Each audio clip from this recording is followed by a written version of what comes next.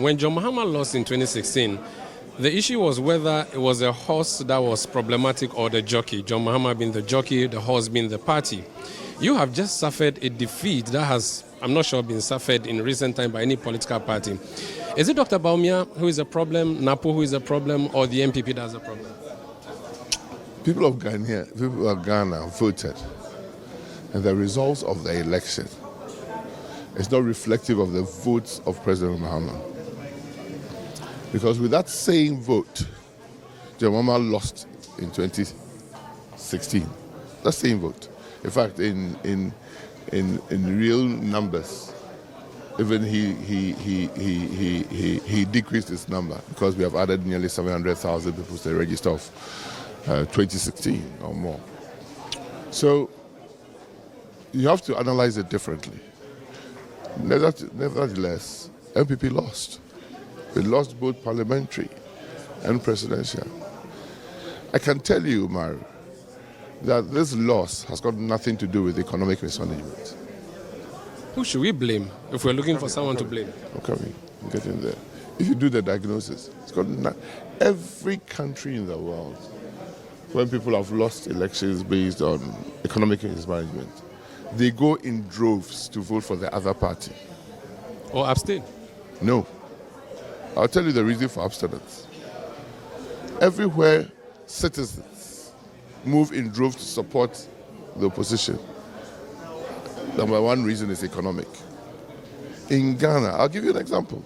In the US, Donald Trump lost election. Even when he won the first time, he lost the popular vote. He won the Electoral College. This time round when he won hugely on the popular vote at the Electoral College. And the number one reason, the base American will tell you, they saw grocery prices going through the roof. Economy. America, it was economy. In Ghana, people voted or did not vote. NPP people sat there with a loose term that people understand, voter apathy. Voter apathy affected both parties, but affected NPP even more. And voter apathy, when you analyze it, and, my party has sent the team around, has integrated the team. They'll come up with only one answer. Which is? Governance issues.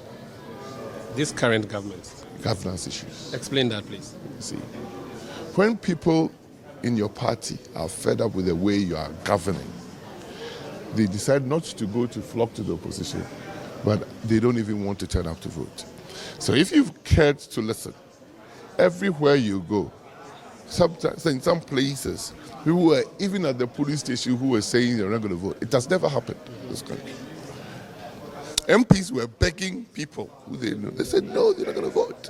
That is not about economic mismanagement. That's about a deep-seated problem the party hasn't addressed. And that is a party or government government? issue. So is it a party problem? There's a party that begets the government. Or yeah. True or false? But there's someone who runs it, correct?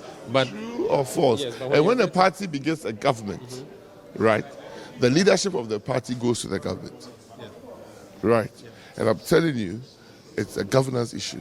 If it's a governance issue, it means it's the government, right? How come you didn't notice this? Or you noticed by you? Who says NPP didn't notice it? Why didn't you fix it before election? Who says we could fix it? You see, you can't. You're going for the iceberg. You couldn't steer yourself away. No, you can't imagine yourself to be a master of everything at every time. There are certain events that you may not be able to do anything about it, and it will hit you all over the world. It is not MPP that has suffered a crash. Look, in 1992 we had zero representation in Parliament. The country and the parties learned, because in 1992 the presidential election and the parliamentary election were two different dates. So when one party lost, they wrote the stolen verdict, and they decided that they were going to boycott Parliament. It was a party decision, right? Yep. Subsequently, that same party met and said that we should never have boycotted. It was better for us to go with a few seats that we would have won than to boycott. So the party changed, the country changed, and decided to fix both elections one day so that the snowball effect doesn't happen. And the snowball effect happened again in 2008, true or false? So you don't want people to do things because of a snowball effect. You want people to do things analyzing the situation around. But I can tell you, I was the vice presidential running candidate for my party. My party lost the election. I've stood on the chamber of the floor and said, so we only can apologize to our supporters and Ghanaians and sit down, do our homework well, and come back. Because it will not be the first time the party has come back. This is a verdict on Akufo-Addo. You agree that this election was not about you and Bawumia, but rather how Akufo-Addo has governed the party? In 2008, when we lost, they said it was a verdict on Akufo. Did you agree? Whether I agreed or not, it's not what people say. It's the people's opinion. Do you agree now? I'm just telling you. You are trying to say it's the verdict of Akufo-Addo. Every time, you just, even in asking the question, you said when John Mahama lost in 2016, people said it was John Mahama's fault. I didn't say that. I said the argument was about whether it was a jockey. No, I said it was whether. No, I said it was whether the jockey or the horse. Has no difference. No, I said it was whether the jockey. Who was the jockey? Jockey or horse. I gave you two options. Who was the jockey? It came from a committee. Who was the jockey? Jockey was the rider. Okay. And then the horse. The rider was who? Mahama. Okay. So this time around, who? Even at 2016, questioned whether the loss was because of Mahama or NDC as a party. Nevertheless, they lost. And that's why I'm saying that no matter who you blame, the party has lost. But you haven't brought the Ashanti votes, though. Finally, that's my last question. They said you were going to bring Ashanti votes. I hope you never ask that question again, because it might provoke somebody to insult you. The whole country didn't vote. We lost 2.1 million votes. Can it be formally Ashanti? When I hear somebody say that, I feel really that I have to insult the person. That Ashanti didn't bring a vote. What does that mean? Did Volta region bring a vote? They go and check NDC votes in 2016 and 2024, or 2020 and 2024, and look at the votes. Even in Greater Accra, John Mahama lost votes, 5% votes, compared to the last elections. So we should not get on that. That doesn't make sense, insulting tribes and people. Thank you. Because if you disagree, that people will say, oh, NDC is not helping the Voltarians. It's a slippery slope we are setting up this country. In fact, in Ashanti, 65% of the people turn up to vote. 65% of the people on the register. Which is higher than the 60% of the general turnout. Yes! The turnout is actually quite high. The Ashanti region turnout was far. There were probably only 4 or 5 other regions that turned up higher than Ashanti. When you rate the 16 regions, probably the worst region of voter turnout was Volta region of Greater Accra. 46% or something. So, please, let us not tribalize things like that. The reason I asked that, let us not tribalize things like that. And to say, did Bawumia, the Northerner, bring the Northern votes? Did he? I'm asking you. So you can't ask a question that doesn't make sense, in the sense that the whole country, the votes didn't come. NPP lost. Doc, respectfully, 2020, Doc. NPP got 6.7 million votes. And in 2024, NPP dropped their vote to 4.5. That is shared around the whole country. That 2.1 million loss is shared around the whole country. Ashanti region being probably at that time the most populous region for vote. But people also should understand that for a long time, the highest region for NDC vote has always been Ashanti region, the whole country.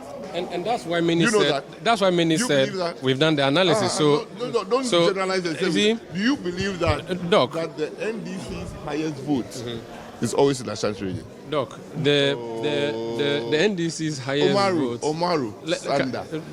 Doc, my question to you you brought is, something that I'm asking a question. You said you do the data. You just told people that you do the data. I am saying to you that, Doc. I'm saying that the reason NDC's highest single highest regional vote. If it's NDC says they have a World Bank, right?